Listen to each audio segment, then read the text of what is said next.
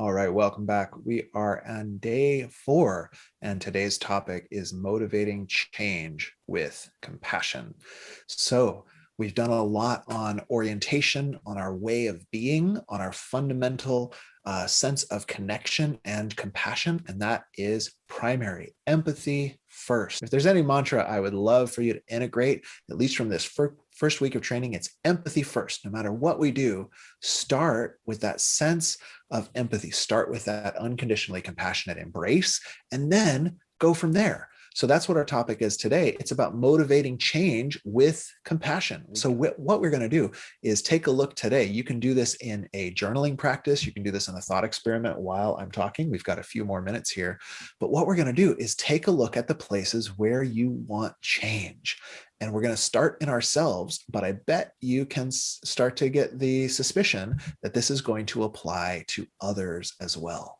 So think about it. If you want your spouse to change, some of you have spouses, some of you have had them, some of you might want them in the future. I don't know what kind of relationships you're into out there, but just imagine, how they feel. You want them to change. And so what you'll do is make sure every day to bring up everything you don't like about them. Now, you need to change this.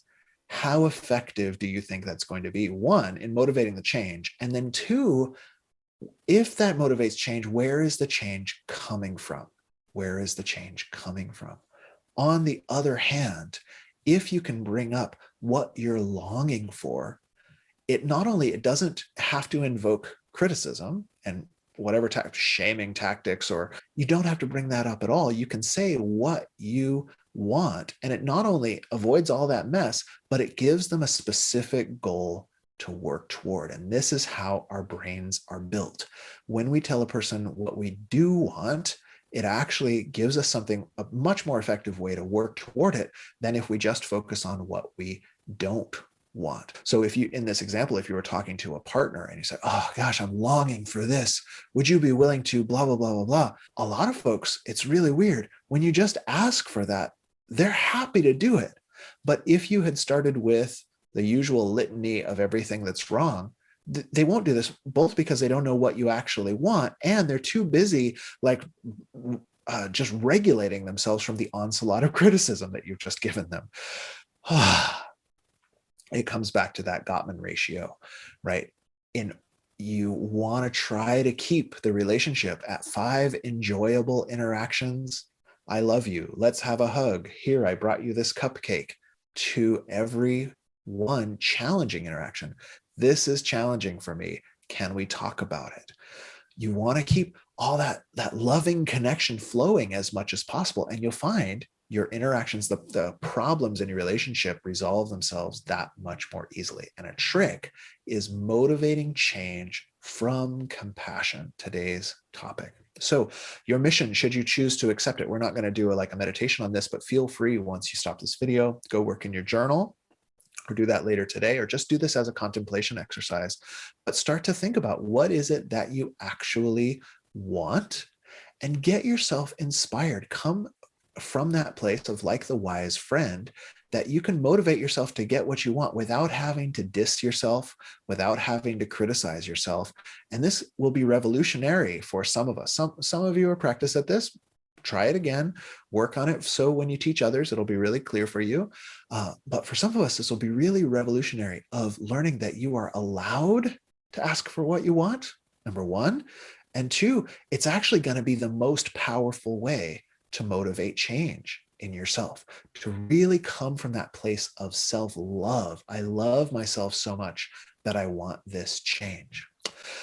Last piece. This is going to be really powerful. In case you're wondering, we have just 1 week of purely self-compassion, and then we're going to get into some of the interpersonal applications of these. But just in case you're wondering, well, okay, but how does this work with my communication, my coaching?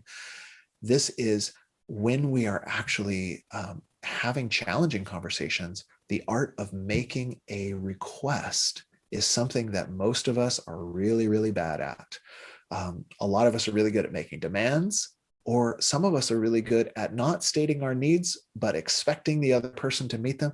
All of that can be helped tremendously by learning how to make a request And the first step in learning how to make a request is that there's nothing wrong with wanting, and you don't need criticism or closure in order to motivate change. We can actually motivate change from love.